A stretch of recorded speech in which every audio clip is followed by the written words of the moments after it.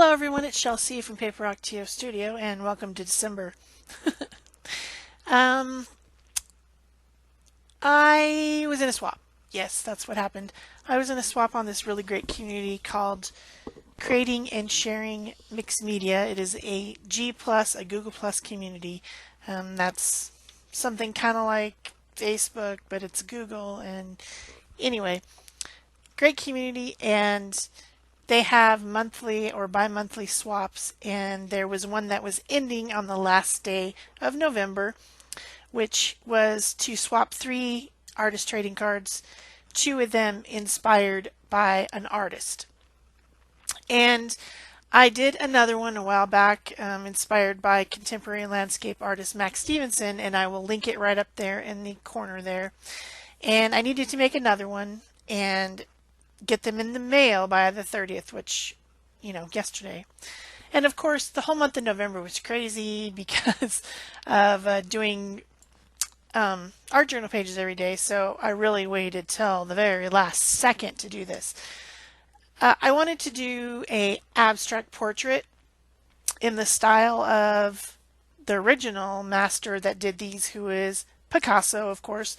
Since then, many people have tried this style and, imitated this crazy, colorful, kind of distorted way of looking at people. And so I wanted to try it because I think it's interesting. I don't think it's beautiful, but it's interesting, and I think it shows the different way you can look at a figure by making some features extremely pronounced, or tilting things, or I don't know, just making it kind of wonky. And then also the whole concept of not using black and white and shades of gray, or even normal colors on the skin, by using colors that are cool and warm to represent where the light is, where the light is hitting, and where the shadows are. Now, I am not that good at this. I can't just pick out, okay, this blue is a cool blue and this blue is a warm blue. I kind of can. I know that a warmer color has more red or yellows in it, and a cooler color doesn't. It's got the more toward the gray or green, those type of blues. I understand the concept. Excuse me, but I'm not a pro. I can't, look at your classic artist colors and say, oh, cobalt blue is a blah blah blah and cadmium red is a blah blah blah. I can't recognize them on sight, nor do I have it memorized because I haven't been to school to do this. So I didn't learn which colors are which either. So I'm doing my best on this. I'm not sure that I did it correctly, but I am trying the style. The first time I've really ever tried it, and I think it's turned out okay. It's small. An artist trading card is 3.5 by 2.5, and I started out with 140-pound cold pressed watercolor paper, and I'm using the smoother side of it. And I made a drawing using my graphite, and I didn't blend my graphite because I want there to be stark contrast. There isn't any blending here. It is a hard break between colors. The thing that I find interesting about these faces, and I looked at a lot of them, I looked at a lot of pictures, is I think they represent the duality of a person's nature. If you're looking at the face, you can almost kind of see 2 faces, like the face is divided, and you could be looking at one from the side. If you just block out one side, you can see almost 2 faces, and I think that's probably something that's really obvious that I just kind of noticed as I was looking at this concept. Thought it was really cool, interesting. um, I've got my light source coming in from the upper right hand side. So I'm trying to use yellows and oranges on that side of the face and then blues and purples on the other side of the face, but still highlight the eyes because the eyes are really important. After I looked at it, I thought I should have maybe made the eye on the right hand side a lot larger than the eye on the left, but I made them the same. I could have distorted the features even more. The neck is long, you know, kind of making a bobblehead type of head. The shoulder is, I intentionally made the shoulder on the left hand side turned in as if it was being like a cold shoulder, you know, like being secretive and hidden, and then the right shoulder is open. I don't know if you can really see that, but I was trying to really show the duality of a person's nature, the dark side and the light side, the hidden side and the obvious side. Yeah, I hope I'm making sense. Sometimes I wonder if I make sense. Also, instead of using white, I'm using light yellow. Instead of using black, I'm trying to go with very cool toned blue and purple. So I think it turned out okay.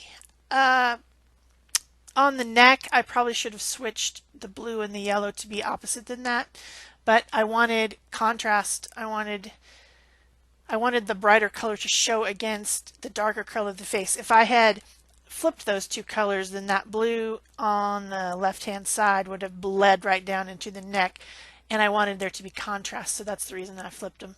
There wasn't any other reason having to do with light or anything. Maybe there's a second light source coming from the lower, the lower left. Maybe I don't know. No, there's not. It's just because I wanted contrast. So I am consciously picking the colors, trying to pick warm and cool colors while making them as different as they could possibly be from actual skin tone. The only place that there's anything that's even remotely skin tone-ish is under the eye and on the cheekbone of the right hand side, and then also on the coming forward shoulder. Those are the warmer places where maybe this person is trying to reach out but is still somewhat hesitant to do that. Obviously, you can tell it's a person, but you can't. But you know that that's not realistic. Not realistic. It's representative of a person, I guess. Abstract. This was a fun exercise. I hope that my partner, she's in the UK, I hope she enjoys it once she gets it. I don't know how long it's going to take. But I did get it in the mail on time. I did. So then as far as the hair, it's actually pretty close to normal color. It's Van Dyke brown I started out with, and then I added some orange to it for highlight. I thought that I thought the hair should just be framing the face and giving it more definition around the edges, and I didn't want to go with the crazy color. I could have went, I guess, with solid black. It might have been kind of interesting to do the contrast. Yeah, I don't know. Anyway, those are Neocolor II water-soluble crayons that I'm using. And I'm using a regular, very small, round watercolor brush. Not a high-quality one. It's a pretty crappy one. But instead of, in most cases, trying to color, because this is so small, 3.5 by 2.5 inches, I'm not trying to color directly onto the paper like I sometimes do and then blend. I'm coloring the color, which then becomes a watercolor. It is a watercolor. It's just in a crayon format, kind of a waxy crayon format. I'm coloring it onto my deli paper and then picking it up with a wet brush and applying it. So that's one way you can use these. You could also take the wet brush and rub it right on the end of the crayon to pick up the color. But I just prefer to do it on the paper. I don't know why. Well, for one thing, when I do it on the crayon gets very, very wet and it kind of distorts. I mean, yeah, most of my crayons are not sharp anymore, but it kind of distorts the ends of them. It makes them more flat too, and also it can sometimes flick. It can sometimes flick the color. In fact, some people do that intentionally, flick the color directly from the crayon onto the paper. I didn't want any splatters or splotches or anything like that. I wanted it to be very clean color, so that's the reason that I'm coloring it onto the deli paper and then picking it up with a wet brush. And then for the background, I was trying to pick colors that would contrast against the colors in the figure and make them kind of stand out. So that's the reason that I picked different colors in the background. And I kind of used the concept. I did some a tribute or inspired by Brito art for a different group that I'm in on Facebook, and I use that background concept that he uses in his abstract art sort of in the background by breaking it up into blocks and then adding pattern to it. Picasso did not do that. He had pretty solid backgrounds. I mean, he would break up the colors, but he didn't add pattern. But once I had all the solid colors painted on there, I thought, yeah, this is boring. So I added pattern. So this is mixed media because I used basically watercolor and acrylic. And the acrylic that I'm using is in the form of Posca pens. I'm using the fine tip for the most part. I have a set of 8 colors of fine tip Posca pens, and they are, acrylic paint in a pen form. I liked the idea of putting very fine lines next to each other, not just one line, but like a line of blue with a line of white right next to it, or a line of white with a line of orange right next to it. So it's kind of double outlined, and I didn't just take one dark color and outline the entire thing. I used different colors in different areas. I did use some black and some white, but I didn't, my usual thing is to outline everything in black and then go in and highlight with white. That would be something that I'd do as a finishing thing on a piece, and that's not what I did at all. I still wish that I had the 15 color set of the Posca fine tip pens. When I bought these, I didn't realize that there was a bigger pack. I have a bigger pack of 15 colors of the medium bullet tip, and so I had to use the orange from that set, and it makes a much wider line, and so then I had to go back and cut it down with the finer tip with the wider the black in order to cut that wide orange line down. Does that make sense? I hope so. So yeah, this isn't a particularly difficult technique. I'm not really teaching you anything technique wise. It's watercolor with acrylic over the top in a pen form. But I did try to explain to you why I picked certain things, and I hope that I was clear on what I meant. I don't know if I was. But if you liked this video, of course, give it a thumbs up. Leave me a comment so I know that you were here. Subscribe if you haven't already. Share if you want to. And I am sorry that I'm going off frame here at the end. I guess my eyes were getting tired and I needed it to be closer to me, and so I kept pulling it closer and closer so that I could look at it. It's very small, and so didn't realize I needed to push my camera down so that it was closer. Also, it would be really great if I had the type of camera that I could have zoomed in so that you could see closer what I'm doing, but I don't. I'm filming with an iPhone, and that's all I have, so I don't have the ability to zoom in video like some people do. I need to figure out what kind of camera they use to do that, and what kind of stand and everything, so that I can someday upgrade to that, because for these really tiny projects like that, it would be really great if you could see closer what I'm doing. instead of, all this excess of my desk. What's on my desk? Oh, it's got lots of mediums and things on it. Not that interesting. So, what else can I say? I don't know. I'm just drawing in lines and picking the colors with some thought, but not as much thought as I used when I was picking the colors in the face and in the figure. Oh, and of course, she's holding a paintbrush.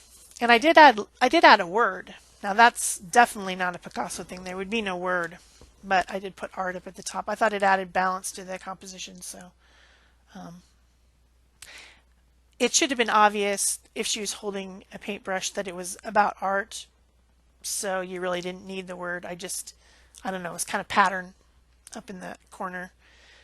Um, because the composition was heavy on the lower right hand side with the hand and everything. And so I needed a visual triangle. That's the reason that I added the word. Oh, and once I was finally finished with everything, I still thought it needed something, so I decided it needed a little bling. And I fully think that if Picasso was alive today, he would use glitter. He would totally use glitter. I mean, really, it would. I think he would think it was awesome. I don't know. So I used one little stick-on gem, and then I have some iridescent glitter glue, and I'm taking the head of a pen and just touching it into the glitter glue, and then touching it into certain areas, like inside of the eyes and down the side of the hair and stuff like that, to add a little sparkle in those areas. And if the poor man's turning over in his grave, sorry, dude, but I really think he would have used glitter. Who wouldn't? Glitter is awesome. Come on, people, glitter is awesome. Okay, that's it for me. Thanks. Bye bye.